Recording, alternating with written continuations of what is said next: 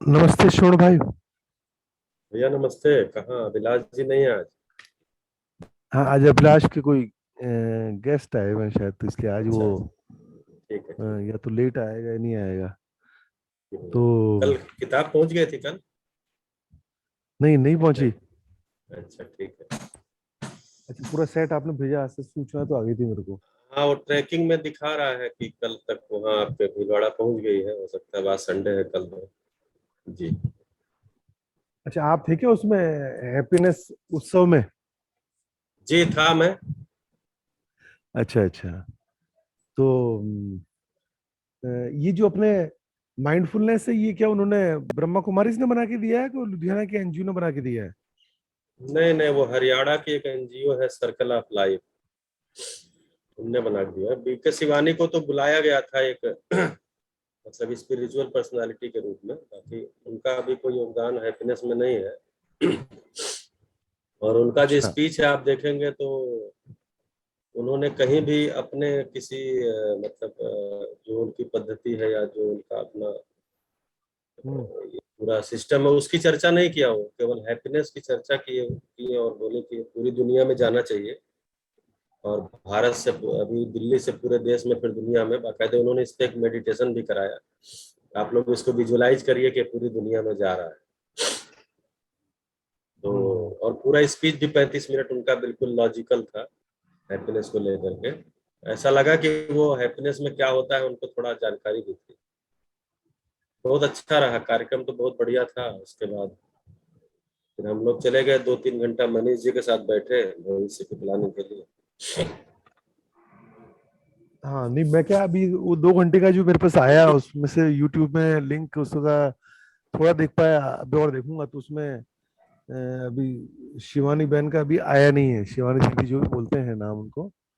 शिवानी तो बहन का यूट्यूब का अलग से भी है उनका, मैं भेज दूंगा आपको लिंक। हम्म। अलग से भी उनकी रिकॉर्डिंग यूट्यूब पे पड़ी है। मतलब केवल उन्हीं का कट करके भी पड़ा है। अच्छा। अपने लिए अच्छा ये था कि सोम भाई ने जो अपना दर्शन और जीवन विद्या के बारे में रखे। हाँ 5 मिनट का ही टाइम मिला था क्योंकि मुख्य वक्ता तो शिवानी थी। सोम भाई तो उस त्यागराज स्टेडियम में 20-20 घंटा बोले हैं। हाँ दूसरा, मनीष जी जब बोले तो उन्होंने भी कहा कि हैप्पीनेस करिकुलम का आधार जो है वो जीवन विद्या मध्यस्थ दर्शन ही है। हाँ हाँ। और मैंने वहीं से इसको प्रेरणा लेकर के किया है। और अरविंद जी भी जब बोले तो वो भी यही कहे कि मैं जीवन विद्या और सोम भाई से परिचित हूँ। आज तक मैं जीवन विद्या शिविर किया नहीं हूँ, लेकिन सोम भाई मैं आगे करना चाहूंगा। तो अब करना हम्म। चाहे नहीं करना, लेकिन जो दिल्ली में परिस्थितियां बन जाती हैं कि अधिकारी इसको थोड़ा अंडर इवेलुएट कर लेते हैं। अगर मंच से सीएम बोल दिया कि मैं भी करना चाहूंगा तो फिर वो जो अधिकारी है उनको लगता नहीं कोई जरूरी चीज है। हाँ, नहीं, ठीक बात है। तो मैंने आधा सुना भी, सुनूंगा मैं, जैसे समय मिलेगा तो वो अ, अच्छा लगा मुझे। सोम भाई तो बहुत बढ़िया बोले ही हैं। शिवानी बहन का मुझे किसी ने कहा बहुत अच्छा बोलेंगे, तो उनका सुनते हैं उनको भी। और अच्छा, तो वो जो माइंडफुलनेस जिन्होंने बनाया था हरियाणा में, सर्कल ऑफ, जो वे बता रहे हो, हाँ। तो वो नहीं थे वहां पर? नहीं आई थी, निमंत्रण गया था उनकी जो सौम्या और इशिता थी। तो इशिता की तो शादी हो गई, कहीं बाहर चली गई है। लेकिन सौम्या अरोड़ा आई थी, वो तो थी वहां पर। जितने भी अच्छा। लोग थे उनको निमंत्रण सबको गया था। जैसे हम लोगों को भी सेल के मेंबर होने के कारण निमंत्रण आया था, वैसे ही जितने लोग भी इसके कंट्रीब्यूटर शुरू से रहे हैं सभी को निमंत्रण गया था। जो लोग आसानी से आ सकते थे आ गए थे। क्यों अभी अब जैसे मैंने, मंच शेयरिंग और ये सब चीजें तो उस दिन हाँ दो, हाँ, 2.5 घंटे का कार्यक्रम था तो लिमिटेड ही होगा। हाँ, लिमिटेड, ठीक बात है। नहीं, बाकी जैसे वो आजकल हम वो स्कूल में जाता हूँ ना, तो वहां पे हमने ये पढ़ा तो कराना शुरू किया। तो अभी तो हमारे तो बच्चे 7 तक हैं, लेकिन चूंकि पहले कभी कराया नहीं है तो हमने फर्स्ट क्लास से शुरू किया। तो बहुत ही बढ़िया लगा मुझे, तो मैंने भी इसको कल किया घर पे। हम्म। तो मुझे एकदम चेंज दिखाई दिया, मुझे एकदम थोड़ा, जैसे नहाने के बाद फ्रेशनेस आती है ना ऑक्सीजन मिलने से, तो ऐसे ही ये करने से भी मुझे अच्छा लगा।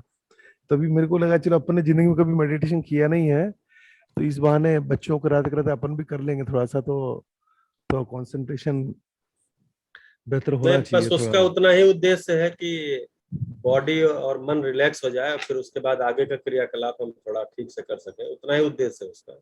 हाँ हाँ हाँ। तो उस उद्देश्य में सफलता मिलती है, कोई भी करता है। अभी मैं घावक विद्यालय में रायपुर में करवाया बच्चों को, बच्चे हाँ बोले बहुत अच्छा लगा, मैं तो काफी रिलैक्स हो गया है। हाँ हाँ हाँ। इसका उससे तो ज्ञान नहीं होगा, ये स्पष्टता रहे कि ज्ञान के लिए हाँ, नहीं है। ठीक बात, ठीक बात, ठीक बात, ज्ञान ठीक तो है, कहाँ से होगा तो सर। नहीं तो तो कभी कभी लोग बोलते हैं अच्छा हैप्पीनेस माइंडफुलनेस ही हैप्पीनेस है क्या, तो ऐसा भी हाँ, लोगों नहीं को ठीक है। चला जाता है।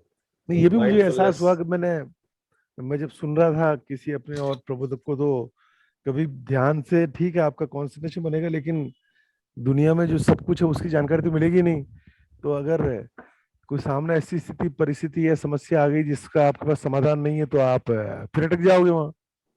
इसलिए उसके साथ में जीवन विद्या का अध्ययन तो बहुत जरूरी है ही, जिससे हम समाधान युक्त हो सके। चलो, एक तो ये बहुत बढ़िया था। तो ये वो मतलब उन्होंने देखा एनजीओ ने बहुत ही सोच समझ के अच्छी रिसर्च करी कि छोटे बच्चे को भी कराना हो तो कैसे उनका ध्यान इधर उधर से हटा के और वर्तमान में लेके आना है, और कैसे वो फिर उसमें इन्वॉल्व हो जाए। बहुत के बढ़िया। पास तो प्री प्राइमरी से लेकर ग्रेजुएशन तक का बाकायदे सीक्वेंस में उनके कार्यक्रम है, और उन्होंने उसी ढंग से रखा भी है अपनी किताबों में कि फर्स्ट में क्या कराएंगे, सेकंड में क्या क्या कराएंगे। तो मेरी तो कृतज्ञता और बढ़ी कि मानव जाति ने वास्तव में कितने तरह के अभ्यास किए हैं पहले, ये समझने के लिए यार ये सब कुछ ठीक हो जाए। तो ध्यान देने के लिए भी कितना साइंटिफिक तरह निकाला है कि वास्तव में करने से ध्यान बाकी जगह से हट ही जाता है, और उससे एक्चुअली बहुत नेचुरल चीजों का, जैसे नेचुरल लाइट, नेचुरल साउंड, इन सब चीजों से हम दूर हो गए हैं। हमने अपनी आर्टिफिशियल लाइट्स इतनी क्रिएट कर ली है, laptop, mobile, tubelight, light, bulb. Natural light में हम बहुत कम एक्सपोजर हमारा हो रहा है, इसीलिए आंखें लोगों की जा रही है।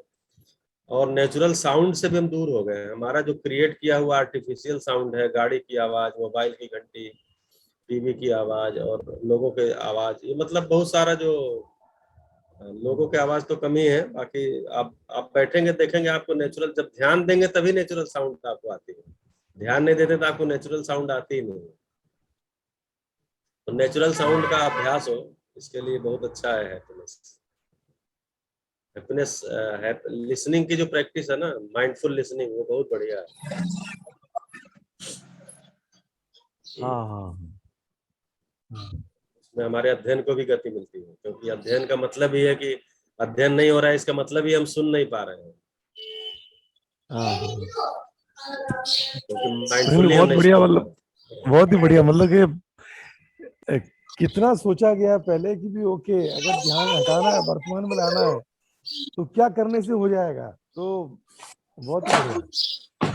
तो कमल साइमन कुमार वाली जी का कहानी पढ़ रहा माइक ऑन है, उससे साउंड आ रहा है, कमल कुमार जी का। हूँ। तो कमल का हो जाएगा ये। मतलब छोटे बच्चों के लिए जब मैं पढ़ रहा तो साइमन कहता है, तो वो मुझे लगा वास्तव में ये करने से ध्यान तो वर्तमान में आ ही जाएगा अपने आप। बच्चा को ध्यान देना पड़ेगा यार, अगर मुझे इसमें जो कह रहा है टीचर वैसा करना है तो ध्यान देना पड़ेगा। तो बढ़िया है। और ऐसी कहानियां पढ़ रहा था मैं कुछ, तो नहीं, बहुत बढ़िया, मतलब वो भी सोचना शुरू करा देती है बच्चे का। और ये कहानी पढ़ के वो अगर घर पे सुनावे तो घर वालों को भी लग जाएगा यार बच्चे को अच्छी चीज बता रहे हैं यार स्कूल में। और ये तो पहले ने कभी नहीं बताया, अभी बताने लगे हैं तो लगेगा यार ये तो कुछ अच्छा चल रहा है।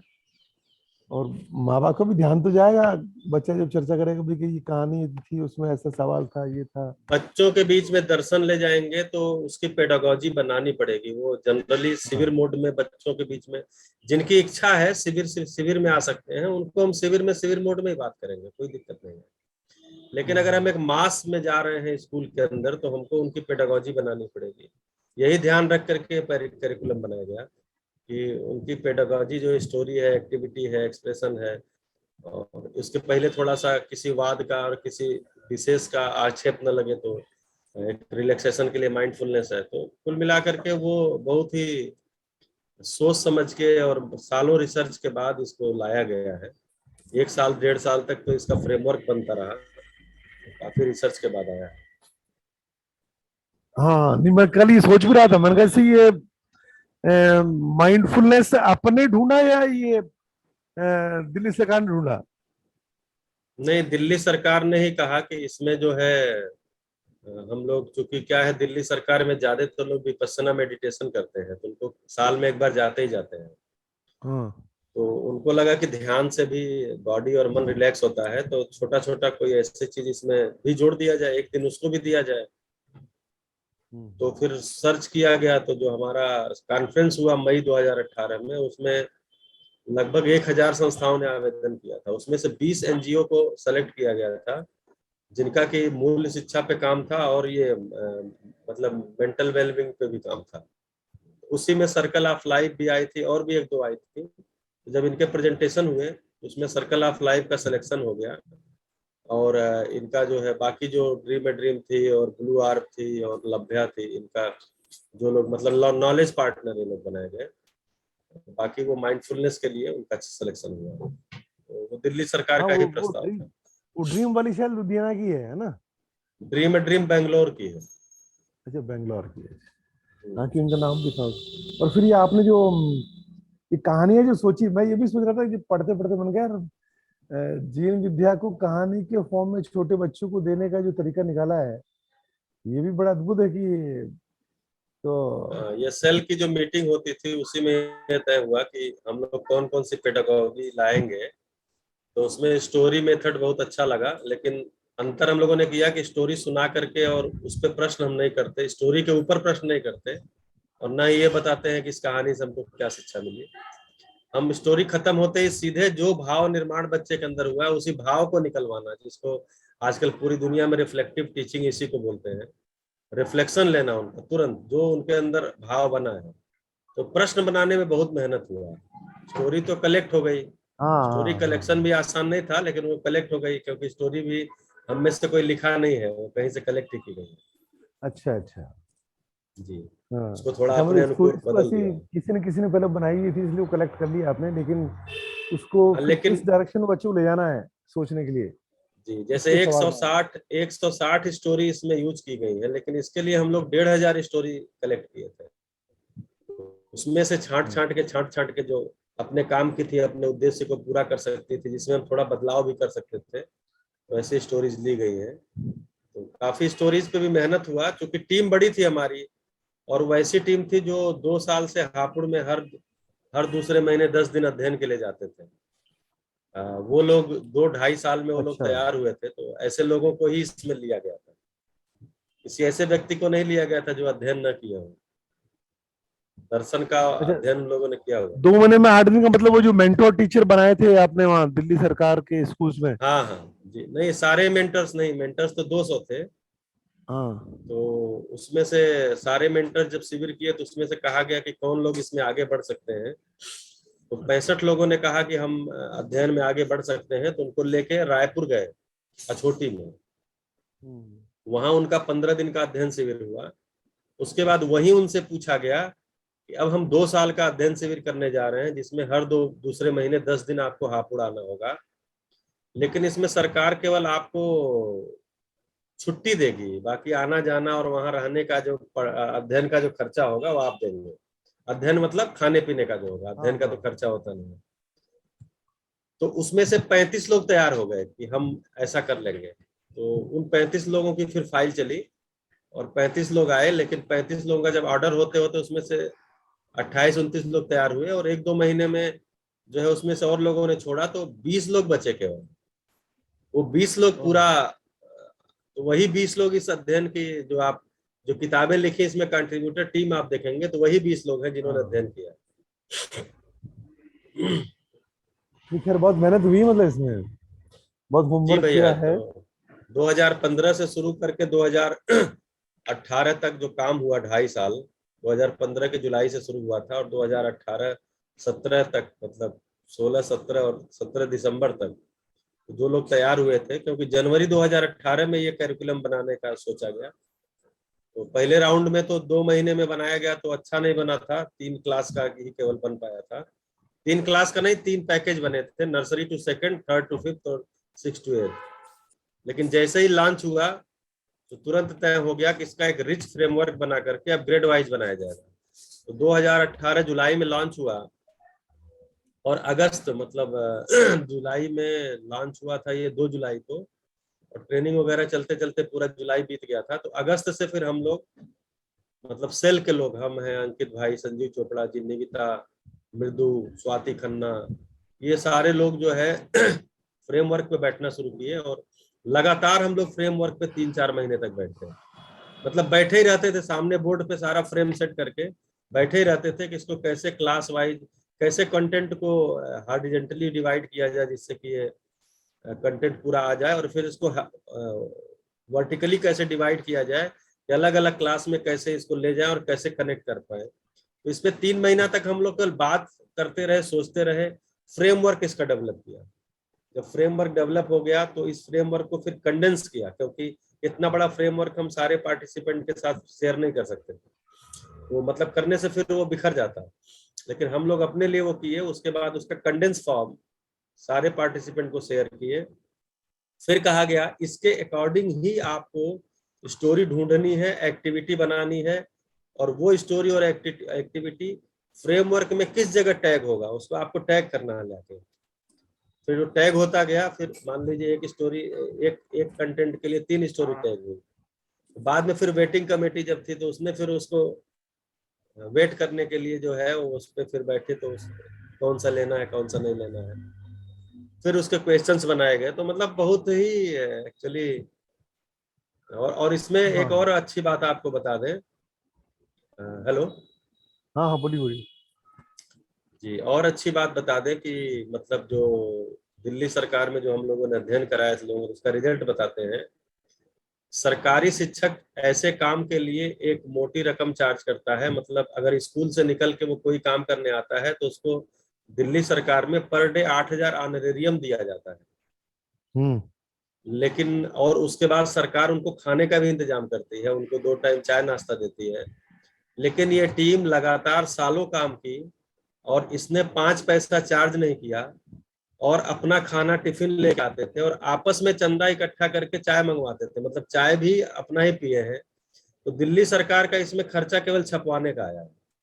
टीचर्स ने एक भी रुपया अतिरिक्त चार्ज ही नहीं किया इसमें, एक भी बिल नहीं है किसी का भी, न खाने का, न टीए का, न किसी भी चीज का बिल नहीं लगा ही नहीं, किसी ने लिया नहीं।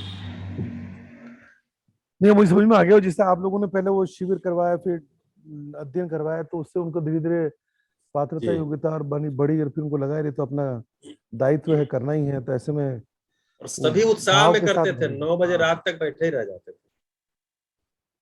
अच्छा, तो अभी जैसे वो सभी लोग भी फिर आगे इसको, जीन विद्या को समझ के वैसा ही जीना और वैसा ही कुछ अभी इसको प्रोपेगेट करना सरकारी स्कूलों में, ऐसा कुछ कर रहे हैं वो 20 लोग। हाँ हाँ, वो लोग अब डिस्ट्रिक्ट हैप्पीनेस कोऑर्डिनेटर है, और लगातार फॉलो अप तो वही कर रहे हैं ना, हम लोग तो अभी बाहर है सिस्टम से। और अभी अच्छा, देखिए तो साधा, अपना। अभी जो हापुड़ में अध्ययन शिविर चल रहा है उसमें आज से साधन भैया आ जाएंगे, तो हम्म। जीवन क्रिया पर लेंगे। तो वो सारे जो हमारे वो पुराने समय के हैं उसमें से 10-12 लोग आज से 1 सप्ताह के लिए हापुड़ जा रहे हैं। साधन भैया के जीवन क्रिया एक बार फिर से सुना जाए। अच्छा, तो ये ओके ओके, तो ये सब जो रेगुलर टीचिंग भी कराते हैं साथ में, ये भी करते हैं, या टीचिंग से उनको फ्री नहीं, ये करके। सारे लोग मेंटर टीचर है, तो स्कूल में डायरेक्ट इनका कोई क्लास नहीं है। अच्छा, ओके। उनको 5 स्कूल मॉनिटरिंग के लिए मिला था, लेकिन अभी इसमें से ज्यादातर डिस्ट्रिक्ट हैप्पीनेस कोऑर्डिनेटर हैं, कुछ लोग स्टेट की टीम में हैं। तो इनका लगातार हाँ फॉलो अप और सुपरविजन में ही इनका काम है। हाँ, मैंने कहा ये भी फुल टाइम काम है, तो इसमें फिर वो टीचिंग कैसे करा रहे हैं, चलो अच्छी बात नहीं है। नहीं, वो फुल टाइम इसी में लगे हैं। और ये बाद में जो गतिविधि, जो तीसरा पार्ट है इसका, हाँ माइंडफुलनेस कहानी और फिर गतिविधि, वो गतिविधि भी आप लोगों ने बनाया है। हाँ, गतिविधि तो सारा हमारी टीम ने बनाया, अब हम गतिविधि कहीं से भी इंपोर्ट नहीं किए। अच्छा, नहीं वो मैंने पढ़ा नहीं, पर हाँ वो भी देखेंगे। तो अच्छा, बहुत ही स्टोरी बढ़िया। और गतिविधि में ये अंतर है कि स्टोरी सुना करके हम प्रश्न उत्तर करते हैं, तो हम्म। उसमें बच्चा सुनता है, गतिविधि में क्या है कि बच्चे को इन्वॉल्व करके हम कुछ किसी निष्कर्ष पर पहुंचते हैं, फिर उनसे क्वेश्चन करते हैं, तो उसमें भी रिफ्लेक्टिव क्वेश्चन भी है। हाँ हाँ। यहाँ टूल के रूप में हमारी कहानी है और गतिविधि में टूल्स अलग अलग है, उसमें बच्चा हाँ ज्यादा इन्वॉल्व रहता है। मैं तो भाई कहानियां आप बच्चों की लिखे इसे हमारे लिए बहुत उपयोगी लग रही है मुझे तो। ये अगर इतना भी हाँ नहीं घर तो के मेंबर और मिलने वाले सब कर ले में तो जिंदगी तो बहुत बदल जाएगी। एक्चुअली हम भी बच्चे ही हैं ना अभी। हाँ हाँ ठीक शरीर की बात आयु है। ही तो बड़ी है, इसलिए हमको हाँ बिल्कुल ठीक बात है। अभी तो बाकी मानसिक रूप से तो मैं तो अपने आप को ही पा रहा हूँ कि बात बहुत सीखना तो ये अ, और मैं कहूँ इतना कर ले तो दुनिया ऐसी नहीं रहेगी जैसी आज है। ये जो कहानी में जो ध्यान आकर्षित करवाया गया है ना बच्ची को जिधर दिशा में ले जाया गया है वो हम लोग तो अ, यही कहते हैं कि दिल्ली में जो बच्चे आज नर्सरी में एडमिशन ले रहे हैं, वो जब 8वीं पास करके 9 साल बाद निकलेंगे, तब इसका रिजल्ट आएगा। अभी तो मान लीजिए कोई बच्चा 8वीं में है और उसको 8वीं में डायरेक्ट इसको पढ़ना है, तो उसका ध्यान उतना नहीं जाएगा। लेकिन जो बच्चा आज नर्सरी में है, वो जब ग्रेजुअली प्रैक्टिस करते हुए 8वीं तक जाएगा, तो 8वीं के बाद जो उसका यानी 9 साल बाद इसका एक्चुअल रिजल्ट आएगा। नहीं तो ये बताइए जैसे अब ये बच्चा अगर मान लो आधा घंटा का जिस समय है रोजाना का 6 दिन सप्ताह में उसमें 2 दिन माइंडफुलनेस 2 दिन ये कहानी 2 दिन गतिविधि माइंडफुलनेस एक तो दिन, हाँ। नहीं उसमें 2 दिन लिखा हुआ है सोम और गुरु ऐसा कुछ ही था। नहीं, सोम और गुरु उनके लिए है, पहली से नर्सरी, मतलब पहली अच्छा से ओके पहली दूसरी के लिए, तीसरी से नहीं है, तीसरी से एक ही दिन है। ठीक है।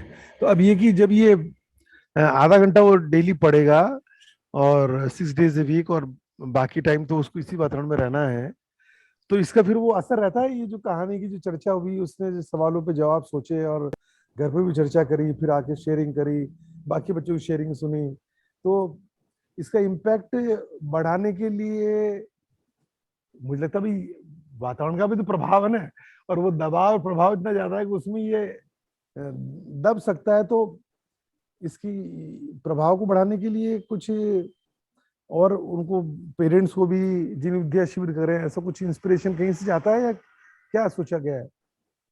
नहीं, अभी तो पूरा का पूरा मतलब फॉलोअप सिस्टम बढ़िया बना हुआ है, और पेरेंट्स आते हैं, पेरेंट्स मीटिंग में इसकी शेयरिंग होती है, और पेरेंट्स खुद आते हैं बात करने के लिए।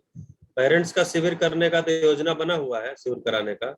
अब वो किस समय होगा वो वही सरकार ही जानेगी। अभी हम लोग थोड़ा सा, अभी बच्चों की शेयरिंग हुई थी हैप्पीनेस उत्सव के दौरान, स्टेडियम के अंदर भी कुछ बच्चों को जो आए थे उनकी। तो वो और स्पॉन्टेनियस थी वो मैं सुनी थी वो स्पॉन्टेनियस थी या वो पहले से प्लान था वो। नहीं, बच्चों को तो लाया गया था, आप सुनेंगे जब उसको आप। तो बच्चों को लाया तो गया था कि क्योंकि दिल्ली में तो 8 लाख बच्चे हैं, तो 8 लाख बच्चे तो आएंगे नहीं।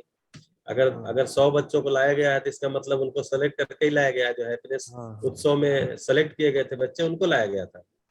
लेकिन आप हाँ जब उनकी शेयरिंग देखेंगे, तो वो कोई स्क्रिप्टेड आपको नहीं लगेगी, वो बिल्कुल ओरिजिनल शेयरिंग, मौलिक शेयरिंग ही किया उन लोगों ने।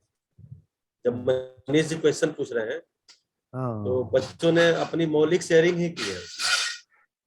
हाँ वही नहीं वो खुद मेन भी होता कह है, रहे हैं मनीष जी भी कह रहे हैं कि भाई ये बिल्कुल फ्रेश है क्या अभी।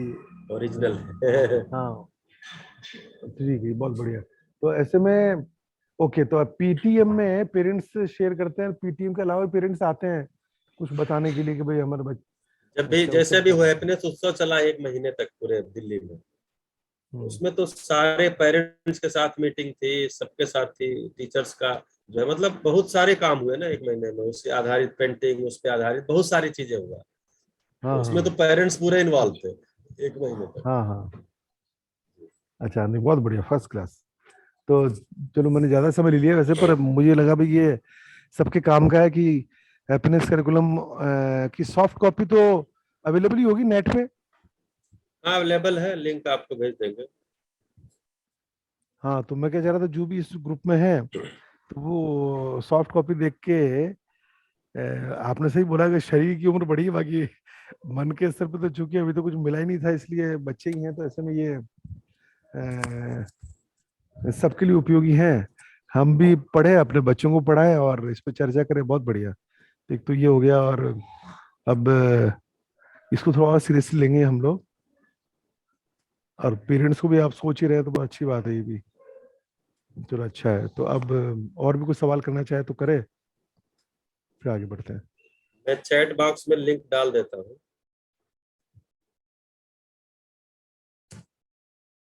ये लिंक मैंने डाल दिया है, ये कोई भी यहाँ जाके किताबें डाउनलोड कर सकते हैं पीडीएफ फाइल।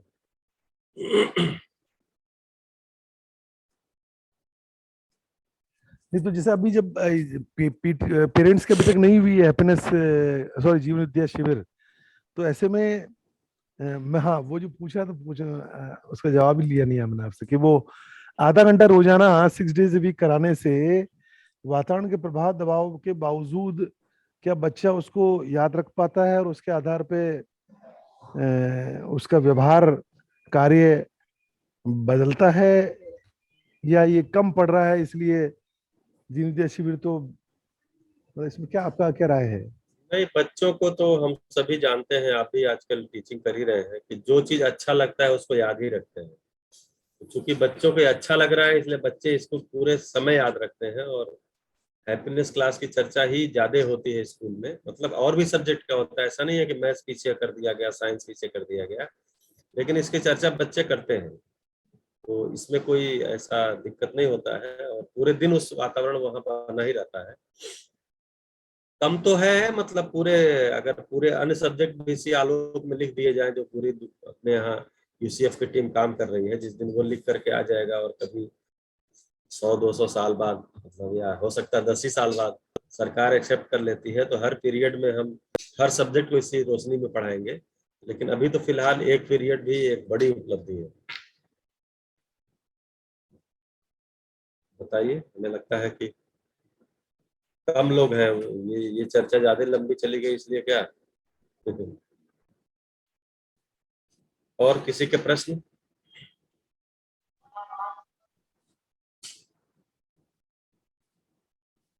आयुष है, राहुल जी हैं, मुस्कान, मानिक जी, हितेश दुआ, अदिति, कांता जी, राहुल जी, आदित्य जी, सुमन जी।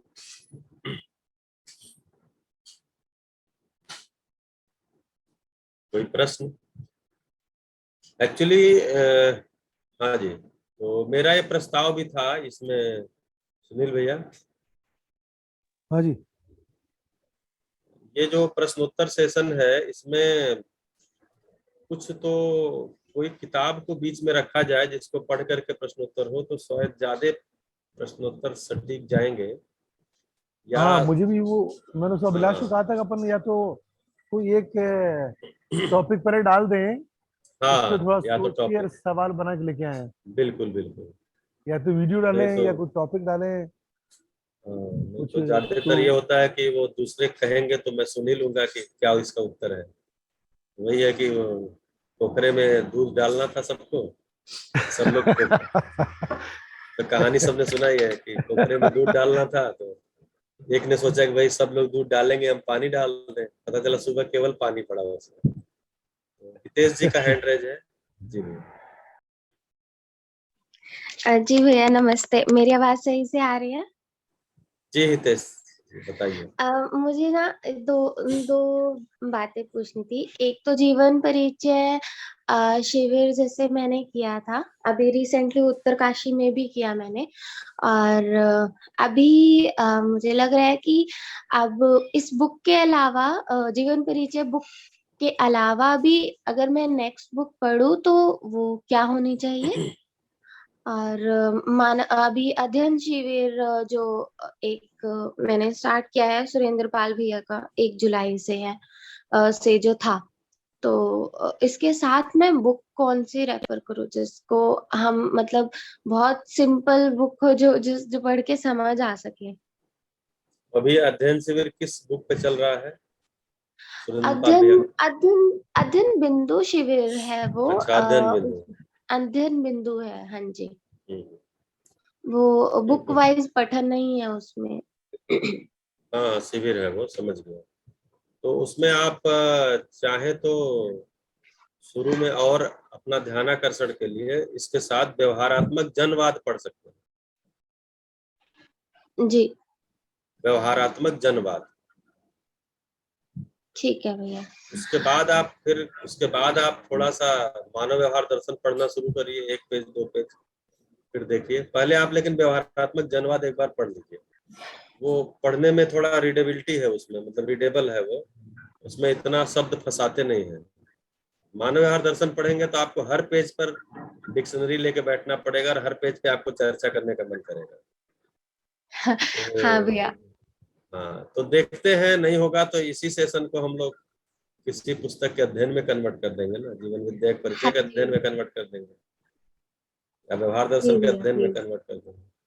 हाँ ठीक है। एक एक मैंने अभी जब मैं उत्तरकाशी के बाद से आई थी तो सोम भैया ने बोला था कि जैसे आप एक बार ऑनलाइन कर लेते हो शिविर, उसके बाद मेरे अलावा जैसे बाकी प्रबोधक है उनका भी करना। तो ऑनलाइन मैंने एक जीवन विद्या शिविर सोम भैया का भी किया और फिर एक मैंने आपका भी किया था, गुजरात में था जो। तो उसमें ना एक क्वेश्चन था, मतलब क्वेश्चन आपने ना उसमें मूल्यों के बारे में बताया था, स्नेह और सम्मान। तो मैं जब साथ साथ थी तो मुझे समझ आ रहा था, लेकिन जब पूरे मूल्य हो गए तो मैं सम्मान और स्नेह में ना मुझे कंफ्यूजन हो गई। तो एक बार आप दोबारा से बताएंगे कि सम्मान हम मानव की का जो असली स्वरूप है उसको पहचानना सम्मान है, स्नेह भी वही है। तो मैं आप एक बार इसको दोबारा बता देंगे प्लीज। चलिए, तो कोशिश करते हैं कि सम्मान का मतलब होता है सम्मान, जैसा है वैसा मानना, वैसा ही मूल्यांकन कर पाना, एग्जैक्ट इवेल्युएशन। अभी क्या है कि हम हर चीज का या तो ओवर इवेल्युएट करते हैं या अंडर इवेल्युएट करते हैं, मतलब या तो अधिमूल्यन करते हैं, अवमूल्यन करते हैं, या कुछ का कुछ ही मान के बैठ जाते हैं और निर्मूल्यन कर देते हैं। तो मानव के बारे में अगर देखेंगे तो मानव जैसा है उसको वैसा देख पाना। तो मानव कैसा है, तो मानव जीवन है, शरीर को चलाता है। शरीर भौतिक रासायनिक इकाई है, जीवन जीवन क्रिया है। जीवन क्रिया को देखेंगे तो क्या है, ये जीवन क्या है, तो ये अक्षय बल अक्षय शक्ति संपन्न है, निरंतर सुखी होना चाहता है। ऐसा ही मानव है, धरती का 750-800 करोड़ या दूसरी धरती पे भी अगर हमारा अनुमान बन गया इतने में, तो दूसरी धरती का भी अनुमान बनेगा कि मानव ऐसा ही है। अब इस रूप में मानव हमको स्वीकृत हो जाना, यही मानव का सम्मान, कि मानव जीवन है, शरीर को चलाता है, जीवन अक्षय बल अक्षय शक्ति संपन्न है और ये निरंतर सुख पूर्वक जीना चाहता है। यही यही मानव का सम्मान है, मतलब ये स्वीकृत हो जाना। तो दूसरे मानव के बारे में तो मेरे अंदर स्वीकृत होता है, दूसरे के अंदर नहीं, मेरे अंदर ये स्वीकृत हो जाता है, इसको बोलते हैं सम्मान। लेकिन जब जब हम उसको लक्ष्य के अर्थ में पहचान लेते हैं, जैसे मैं एक मानव हूं और मैं जीवन हूं, शरीर को चलाता हूं, जीवन अक्षय बल अक्षय शक्ति संपन्न है, जीवन निरंतर सुख चाहता है।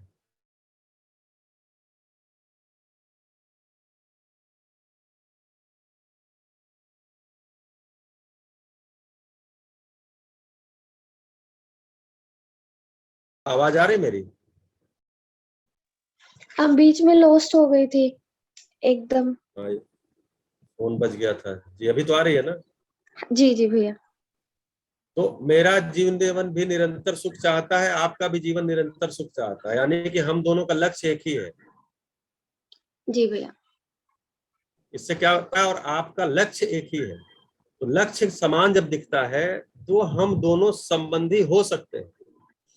जैसे मान लीजिए आप कहाँ रहते हैं? मैं गाजियाबाद में रहती हूँ भैया, नोएडा के पास में। गाजियाबाद में, तो मैं भी हूँ इस समय गाजियाबाद ही बैठा हूँ। आप हापुड़ में बैठे हैं। इंदिरापुरम में हूँ, नहीं इंदिरापुरम में है आवास, मेरा परिवार यही रहता है। अच्छा आपका तो इंदिरापुरम में है। जी, तो अगर आप गाजियाबाद में हैं और आप दिल्ली जाना चाह रहे हैं, और मैं भी गाजियाबाद में हूँ, दिल्ली जाना चाह रहा हूँ, मेरा आपका डेस्टिनेशन दिल्ली ही है, दिल्ली का मान लीजिए लाल किला है, तो हम दोनों साथ चल सकते हैं। लेकिन अगर मैं आप गाजियाबाद से दिल्ली जाना चाहते हैं और मैं गाजियाबाद से हापुड़ जाना चाहता हूँ, तो हम बहुत होगा तो NH-24 तक साथ आ पाएंगे, उसके बाद हम साथ नहीं चल सकते, क्यों? लक्ष्य अलग है। तो लक्ष्य अनुरूपता में जब हमारा लक्ष्य पहचान में आता है, लक्ष्य अनुरूपता में हमको सामने वाला संबंधी के रूप में स्वीकृत हो जाता है, क्योंकि आपका जो लक्ष्य है वही मेरा भी लक्ष्य है। इस अर्थ में हम दोनों संबंधी हैं। जब मैं इस बात को मैं स्वीकृत, मेरे में स्वीकृत हो जाता है, इसी को स्नेह बोलते हैं। तो सम्मान में क्या हुआ कि मैं पोटेंशियल को जान पाया, वास्तविकता को जान पाया, समरूपता को जान पाया कि आप भी मानव हैं, आप भी अक्षय बल अक्षय शक्ति संपन्न है, मैं भी मानव हूं, मैं भी अक्षय बल अक्षय शक्ति संपन्न हूं। मानव ऐसा ही है। इस रूप में देखो, अभी हम मानव को कैसे देखते हैं? मानव को रूप, पद, धन, बल के आधार पर देखते हैं, पुरुष महिला के आधार पर देखते हैं, भाषा बोली के आधार पर देखते हैं। ठीक है, जैसे अभी मैंने आपने कहा मैं गाजियाबाद में हूँ, मैंने कहा मैं भी गाजियाबाद में हूँ, मतलब एक जगह के आधार पर हम समानता देखने लग गए। तो अभी इस तरह का जो हमारा देखने का मानव का चश्मा है, तो इस ढंग से हम देखते हैं। ठीक है, जाति के आधार पर देखते हैं, ठीक है, कम पढ़े लिखे आधार, तो हम अभी मानव को मानव के आधार पर नहीं देख पाते। ये सम्मान पूर्वक जीना नहीं है। मानव को जैसा है वैसा देख पाना, ये सम्मान पूर्वक जीना है। अब हमको लक्ष्य भी पता चल गया कि मेरा भी लक्ष्य वही है, आपका भी लक्ष्य वही है। अगर लक्ष्य एक है तो हम लोग एक साथ चल सकते हैं, यानी हम संबंधी हो सकते हैं। ये स्वीकृत हो जाना, इसको बोलते हैं स्नेह है, स्नेह हो गया। अब इसमें क्या होता है, इसमें जब स्नेह हो जाता है तो आपकी गलतियां भी मुझे प्रभावित नहीं करती, मतलब मैं गलतियों से भी शिकायत में नहीं आता है।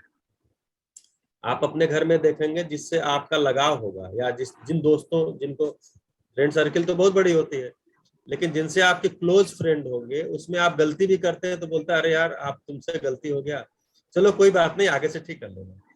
लेकिन जो आपका फ्रेंड नहीं है, अगर उसने गलती कर दिया है तो आप सीधा, आपको लगता नहीं नहीं ये तो बहुत बदमाश सही है, हम तो जानते हैं। ये स्नेह नहीं है। तो वहां पर तो नेह का मतलब ये है कि जिससे हमारा अनायास मिलने का, बात करने का मन करे, जिसके साथ हमको चलने का मन करे, वो स्नेह पूर्वक, यानी वो संबंध हमको स्वीकृत है।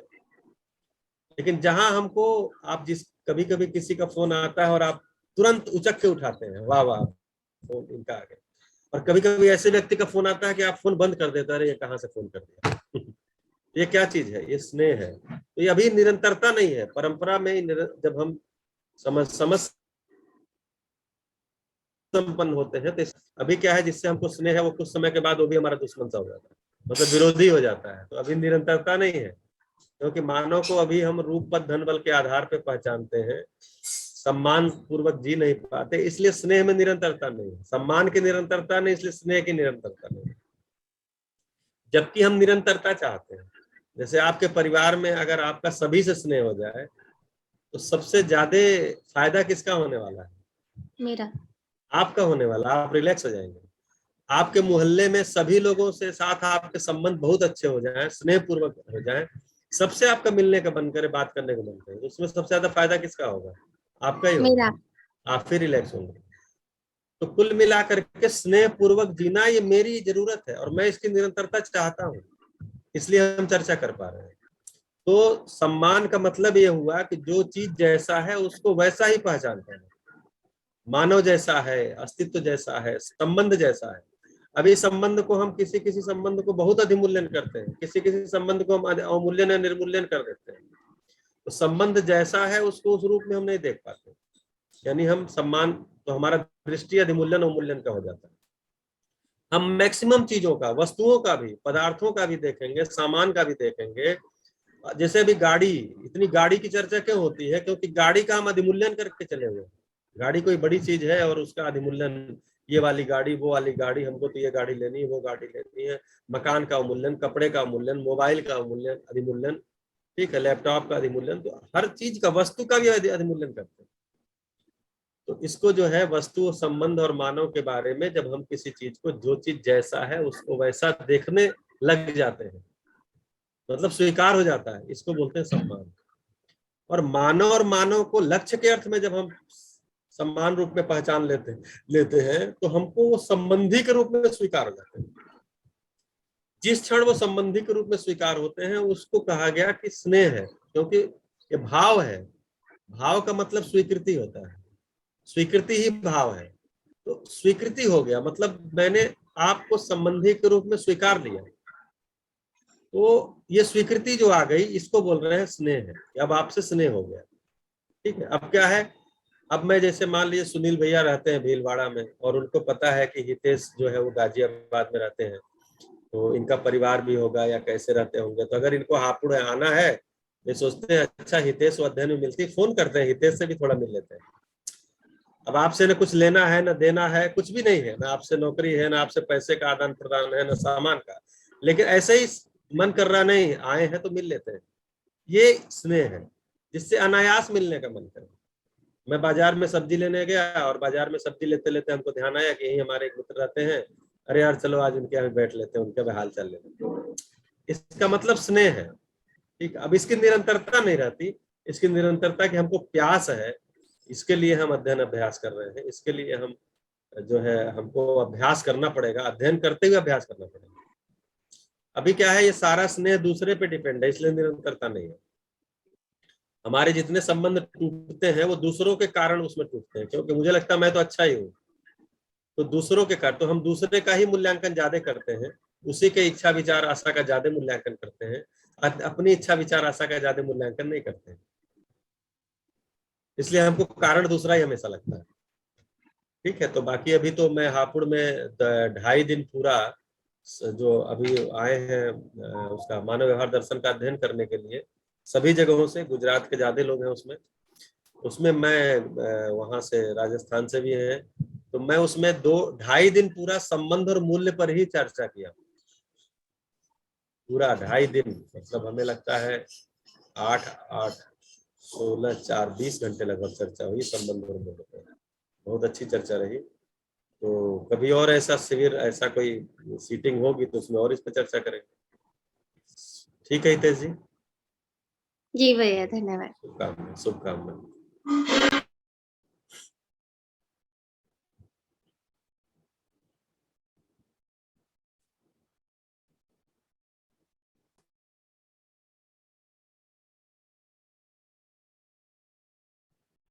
और किसी का कोई जिज्ञासा? राहुल जी, अच्छा आपका तो जी। श्रवण भैया, जी आदित्य जी बोलो। नमस्ते भैया। नमस्ते। भैया मैं ये पूछ रही थी कि आपका कोई शिविर पूरा यूट्यूब पे है क्या? क्योंकि मैंने जितने भी शिविर सर्च किए उसमें एक एक दो दो वीडियो है, पूरा कंटिन्यूस कोई सा मिला नहीं। मैं आपको लिंक डाल रहा हूँ इसमें ग्रुप में ही, वो विसनगर का शिविर है,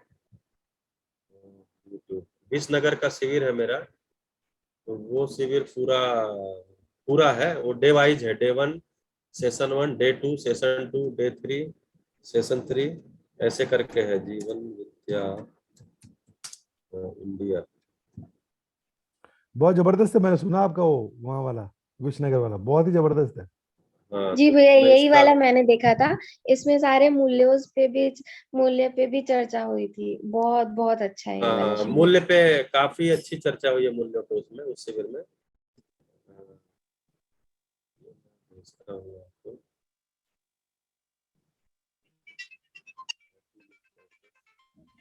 अभी क्या आपका जो राजस्थान में हुआ था राजसमंद में, वो भी एडिट हो हाँ गया है।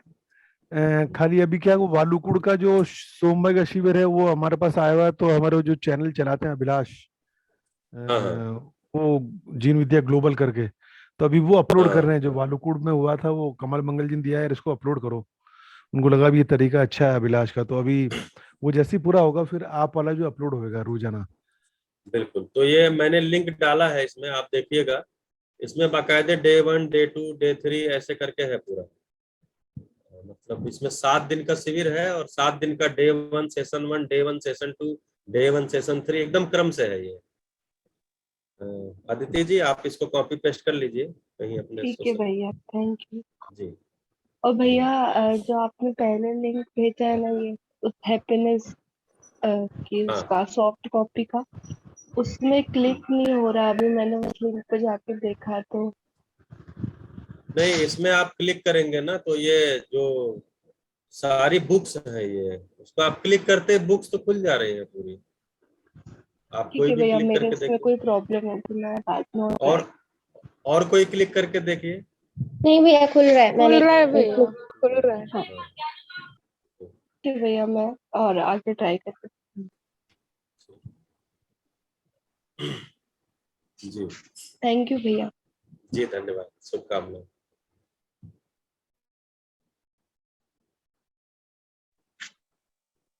तो भैया देख अभी किसी किसी बुक का फिर आप कह रहे थे अध्ययन के लिए, उसके बारे में चर्चा कर ले क्या, अगर किसी का कोई प्रश्न ना हो तो। हाँ, इसमें अभिलाष जी हैं, सुनील भैया हैं, आप लोग आपस में चर्चा कर ले, क्योंकि मेरे साथ क्या होता है, हालांकि अब मैं लगभग 1 महीने में पूरी तरह से फ्री हो जाऊंगा, आपके लिए ज्यादा उपलब्ध हो पाऊंगा। हालांकि मानवीय शिक्षा के मानवीकरण के लिए मुझे लगना है, तो लेकिन संडे को सुबह तो मुलाकात होगी, ज्यादातर मैं रहूंगा। तो मैं रेगुलर नहीं रह पाता हूँ, इसलिए मैं नहीं कहता हूँ कि किताब चालू करिए।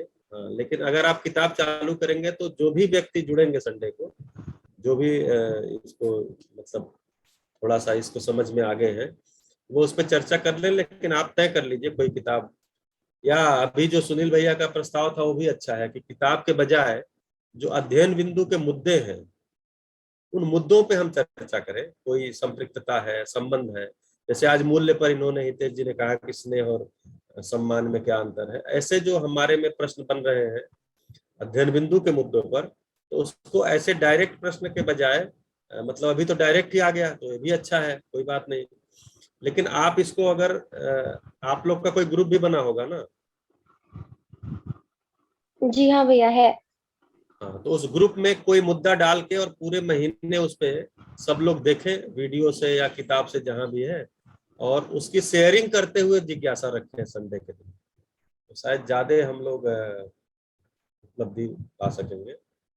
जी सुनील भैया, ऐसा किया ठीक है, जाए। मैं अभी आज अभिलाष आदित्य सबसे चर्चा करके जी इसमें कैसा क्या किया जाएगा आपके समय का सदुपयोग ज्यादा हो हमारे विकास के लिए, तो मैं वो देख लेता हूँ आज, है ना, बात कर लेता हूँ।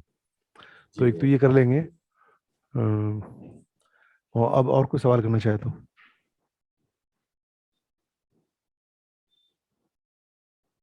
भैया मैं पूछ लूं? हाँ जी, पूछिए।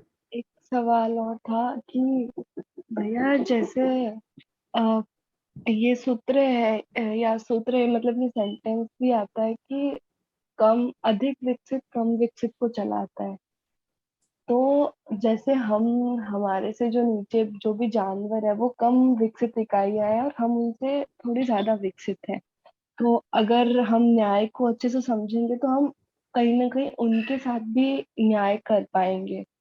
तो भैया जैसे हम गाय को पालते हैं तो उसमें उसमें भी हमको जिंदा रहने के अर्थ में ही सुख दुख होता है, पर सुख दुख तो उसमें दिखता है। तो मतलब पहले मेरे को ऐसा लगता था कि हमको मतलब दूध जो हम गाय का पीते हैं वो हम नॉर्मली भी प्रोटीन की आवश्यकता पूरी कर सकते हैं। उसको जैसे बांध के रखते हैं, तो जब गाय को बांधते हैं तो उसके एक्सप्रेशन अलग टाइप के होते हैं, मतलब वो थोड़ी सी दुखी दिखती है, मतलब दिख जाता है शक्ल पे। और जब वो बंधी हुई नहीं होती तो उसके अलग एक्सप्रेशन होते हैं। तो ये क्या हम न्याय नहीं कर पा रहे क्या, मतलब बांध के रखते हैं गाय को जो गौ पालन होता है, तो ये अति संवेदनशीलता के कारण ऐसा लगता है या सच में वो दुखी होती है? तो कुछ। जी, तो आप ठीक है, तो अभी जो गौशालाएं आप देखेंगे मानव तीर्थ में या अभ्युदय संस्थान छोटी वगैरह में, उसमें बांधा नहीं जाता है, वो खुली ही रहती है, बस उनका बाड़ा बना दिया जाता है, उसके अंदर ही घूमती है। तो एक तो जो अधिक विकसित कम विकसित को चलाएगा, तो जैसे जीवन अधिक विकसित है, शरीर कम विकसित है, तो जीवन शरीर को चलाएगा, इस रेफरेंस में बात कहा गया है। अगर मानव अधिक विकसित है तो जीवन रूप में ही है, शरीर भी विकसित है तो पशु से ज्यादा विकसित है, क्योंकि अभी धरती पर जितने भी सेलुलर स्ट्रक्चर हैं उसमें सबसे हायर क्वालिटी का है, मतलब सबसे उच्च कोटि का सेलुलर स्ट्रक्चर ह्यूमन ब्रेन है। और वो ह्यूमन ब्रेन ऐसा स्ट्रक्चर है जिससे जीवन पूरी तरह से संवेद सब संकेतों को ले सकता है, दे सकता है। तो अगर कहें तो मानव जीव जंतुओं से ज्यादा विकसित है। तो अगर मानवेतर प्रकृति के साथ देखेंगे तो जो मानव है वो मानवेतर प्रकृति का उपयोग करता है।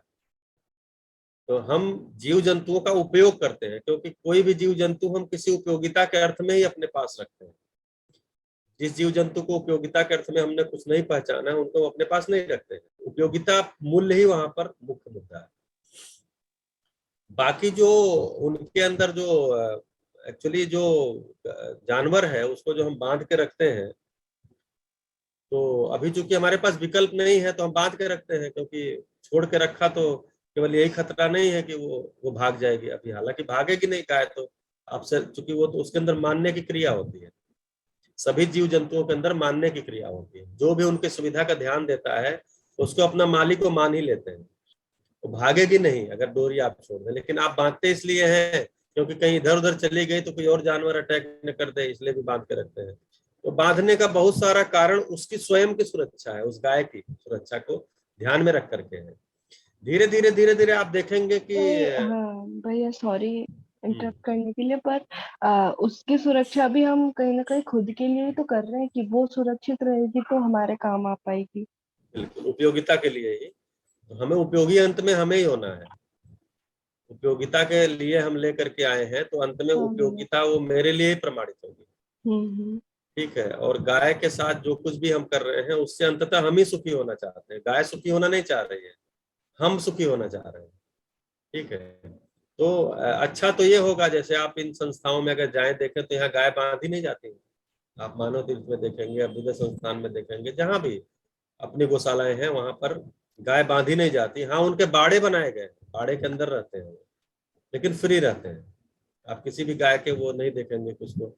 हाँ, कोई गाय थोड़ा ज्यादा, अगर गाय या नंदी ज्यादा दौड़ने उसने कुदलने वाला है तो हो सकता है कि उसके गले में कोई लकड़ी वगैरह डाल दें जिससे कि वो उसको खुद को और को क्षति न पहुंचे। नहीं तो आप देखेंगे कि मैक्सिमम 99% गायें हमेशा खुली ही रहती हैं, बछड़े भी खुले ही रहते हैं। तो ठीक है, जब हम ऐसे सुरक्षा के प्रति निश्चित हो जाते हैं तो हम नहीं बांधेंगे। हाँ। और भैया एक और चीज होती, जैसे बांधने का तो ये हो गया कि अ, बाद में नहीं बांधेंगे, अभी उसकी सुरक्षा के लिए बांधना पड़ता है। पर भैया जैसे उसका उसकी कोई बछड़ा या बछड़ी होती तो उसको मतलब थोड़े टाइम तक हम उसके बछड़े से दूर रखते हैं, तो वो भी तो एक तरह का वही हुआ, अन्याय या फिर शोषण ही हुआ ना एक तरह से, कि उसके दूध पिलाने बछड़े। वाला थोड़ा सा दूध पीता फिर हटा देते हैं। हाँ नहीं, हटा भी देते वो भी, हाँ हटा देते, प्लस उसके पास भी नहीं रखते कि कहीं दूध नहीं पी जाए, तो दूर ही रखते, दूध पीते टाइम ही उसके साथ पास में ले जाते हैं। बिल्कुल, तो इसमें बिल्कुल भी कहीं गिल्टी में आने की आवश्यकता नहीं है। देखिए क्या होता है कि जब गाय जंगल में बच्चे को जन्म देती है तो उसके अंदर उतना ही दूध होता है, क्योंकि वो खुद चर के खाती है तो उसके अंदर उतना ही दूध होता है जितना उसका बछड़ा पी ले, एक्स्ट्रा होता ही नहीं है। लेकिन वो जो गाय, मानो देखिए, मानो गाय को पालने के लिए या ऐसे जानवरों को पाला है दूध के लिए केवल नहीं पाला है, एक्चुअली उससे करीबी कुछ है, मतलब कुछ तो जो हाँ प्राकृतिक भैया, एक संबंध तो है ही है। संवेदनशीलता ज्यादा हाँ, फील होती है गाय के साथ बाकी जानवरों इसमें की तुलना तो में। इसमें क्या होता है कि जब गाय को हम बांध के या भैंस को हम बांधते हैं, मतलब हम अपने पास रखे हुए हैं, तो वो उसका हम अतिरिक्त सेवा करते हैं, उसके आहार का, उसके हर चीज का हम ध्यान रखते हैं। तो गाय मेरे लिए भी दूध देती है। मतलब जितनी गाय आपके घर में, गाय जितनी दूध देती है उसको अगर सारा बछड़े को पिला दें तो बछड़ा तो शायद बचेगा नहीं, बीमार हो जाएगा तो लेकिन ये हम्म। समझ, हाँ लेकिन ये समझ बछड़े को नहीं होती। ठीक है, तो वो क्या होता है कि आप छोड़ दिए हैं तो कभी कभी, अच्छा गाय दूध को खींच भी लेती है, जो लोग गाय पाले उनको पता होगा कि अगर अतिरिक्त निकालना नहीं है, केवल बछड़े के लिए छोड़ना है, तो अगर बछड़े को आप छोड़ दिए हैं तो बछड़ा जितना पिएगा उसके अलावा वो खींच भी लेगी। ऐसा भी गाय करती है, जो लोग पाले उनको पता है। तो हम उसको अपनी उपयोगिता के अर्थ में रखें, इसलिए बछड़े को हम किनारे कर देते हैं थोड़ी देर के लिए, दूध निकाल के फिर छोड़ देते हैं। तो इसमें कोई वो नहीं है, मतलब अपराध भाव नहीं है। वो सब व्यवस्था के अर्थ में ऐसा करते हैं। जंगल में तो खुला ही रहता है क्योंकि उसमें दूध भी कमी होता है, उतना ही दूध हो। दूध एक्चुअली बाबा जी आप दर्शन में देखेंगे लिखे हैं, दूध ममता का रस है। जितना ममता आता है उतना दूध निकलता है। आपके प्रति ममता आएगा तो आपके लिए भी दूध निकलेगा। अभी केवल बछड़े के लिए, केवल बछड़े के लिए निकलेगा। ठीक है, तो कुछ जो है भाव तो उसको रहता ही है, इसीलिए ममता जो है वो पशुओं में भी पाया जाता है। इसलिए अपने बच्चे के लिए देखिए परेशान हो जाते हैं पशु। मतलब आपके ऊपर अगर आप जिसको अहिंसक जान जीव मानते हैं उसके बच्चे से छेड़छाड़ करिए तो भी आपके ऊपर हिंसा करने को तैयार हो जाता है। लेकिन एक निश्चित आयु तक ही उसमें पाया जाता है। जब वो बच्चा अपने से चरने खाने लगता है कुछ दिनों के बाद आप देखिए तो फिर उसी बछड़े को नहीं पहचानता, उसी बच्चिया को फिर नहीं पहचानता। हाँ जी, पूनम जी का हैंड रेज है। आदित्य जी कुछ और जोड़ेंगे इसमें? नहीं नहीं भैया, थैंक यू, हो गया क्लियर। पूनम जी का हैंड रेज है या कोई और बात? पूनम जी, अच्छा। तो ऐसा ही है, मतलब जीव जंतुओं को जो हम पालते हैं अपने उपयोग के लिए, अच्छा, जीव जंतुओं को जो हम अपने उपयोग के लिए पालते हैं तो वो अतिरिक्त दूध देते ही है। वो मेरे लिए ही है। हाँ, अगर हम बछड़े को बिल्कुल ही कम दे रहे हैं, उसको किसी और आहार पे लेके चले गए हैं, उसको कोई बाजार का चीज खिला रहे हैं और हम दूध अब सारा निकाल ले रहे हैं, या हम इंजेक्शन मार के दूध निकाल रहे हैं, मतलब फिर वो सारा का सारा दुष्कर्म की श्रेणी में आता है, सुकर्म की श्रेणी में नहीं आता। हम बछड़े को पूरा पोषण दे रहे हैं, तो पूरा दूध पी ही नहीं सकता। आप अगर खींचे नहीं तो भी वो गाय खींच लेगी दूध को। जो लोग भी गाय पाले उनको पता होगा, अगर आप गाय पाले होंगे तो आपको पता होगा, अगर केवल बछड़े के लिए देंगे तो गाय बछड़े भर का दूध रख के बाकी खींच लेगी, उसको पता है कि इससे ज्यादा नहीं पी सकता। तो वो हम अपने लिए निकालना है, इसलिए हम उसको पहचान लिए हैं। तो किसी समय आदमी पहचाना होगा इस बात को कि हम इसको बछड़े को अगर थोड़ा दूर करें और अपने लिए भी निकाल लें, दिन भर बछड़ा तो दूध पिएगा भी नहीं, अगर छोड़ भी दें, हाँ, लेकिन जब दूध होगा तो पी लेगा। तो उसमें दिक्कत हो सकती है, और हम पाले हैं तो इसलिए हमारे लिए भी वो उपलब्ध है। और इससे अगर बछड़ा दूध नहीं पा रहा है मेरे पालने के कारण, तो वो शोषण है।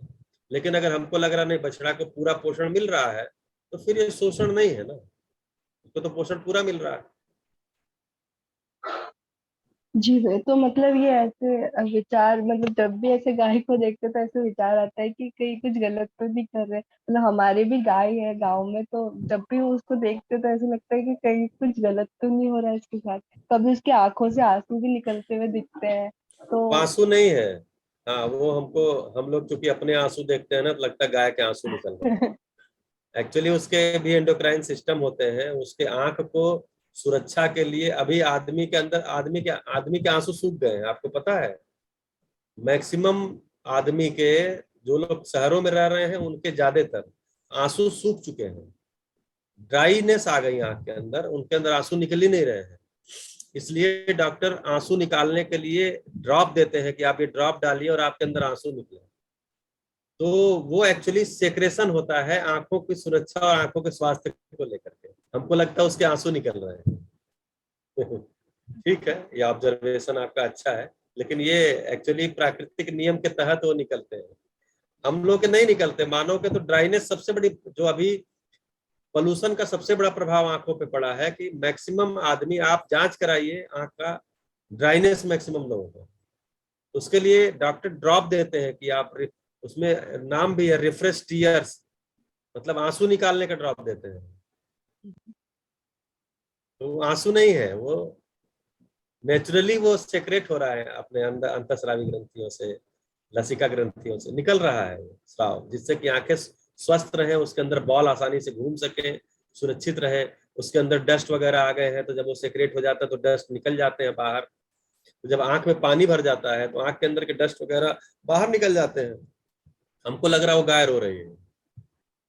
जी भैया, अति संवेदनशीलता के कारण हो रहा है। जी जी बिल्कुल, थैंक यू बढ़िया भैया। है, तो समय तो हो गया है। तो ये जो शहर वालों के आंसू सूखे हैं, एक तो आपने बताया था पोल्यूशन के कारण, हाँ, एक ज्यादा संवेदनहीन पोल्यूशन। होने के कारण भी है क्या? नहीं, कि दौड़ रहे हैं तो संवेदनहीन, टाइम ही नहीं है सोचने का, तो संवेदनहीनता बढ़ गई है। मानसिक समस्या भी है, और पोल्यूशन सबसे बड़ी समस्या, डॉक्टर तो पोल्यूशन ही बताते हैं, लेकिन हाँ वो नहीं, डॉक्टर मानसिक तो भी अभी है। मन के बारे में पढ़े ही नहीं है, मन को जानते ही नहीं है डॉक्टर, इसलिए वो मानसिक कहाँ से बताएंगे, तो इसलिए। हाँ तो, पर एक ये भी होगा कि जैसे आपने बोला कि, तो मुझे ध्यान गया कि वास्तव में थोड़ा संवेदनहीनता बढ़ी तो है ही, दौड़ में है, जी, अंतहीन दौड़ में आदमी संबंध कहाँ पहचान पा रहा, तो संवेदनहीन हो ही रहा है, तो हो ही रहा है, तो भावना शून्य हो रहा है, तो फिर सूख ही जाएंगे, थोड़ा ये भी कारण छोटे होगा। छोटे बच्चों में ड्राइनेस आ गया, जितना ज्यादा गैजेट्स के प्रभाव में रहते हैं ना, तो उनको रिफ्रेश टीयर्स ड्रॉप उनको भी देते हैं डालने के लिए, मतलब आंसू निकालो पहले तो। अब कहाँ रोते हैं बच्चे, नहीं तो लड़ाई करते थे, झगड़ा करते थे, रोते रहते थे।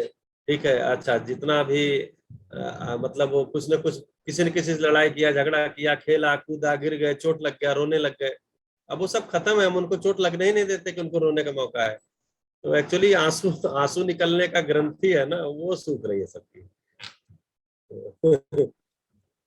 बहुत बढ़िया। आप तो, आपका तो जबरदस्त अध्ययन है भाई, जबरदस्त।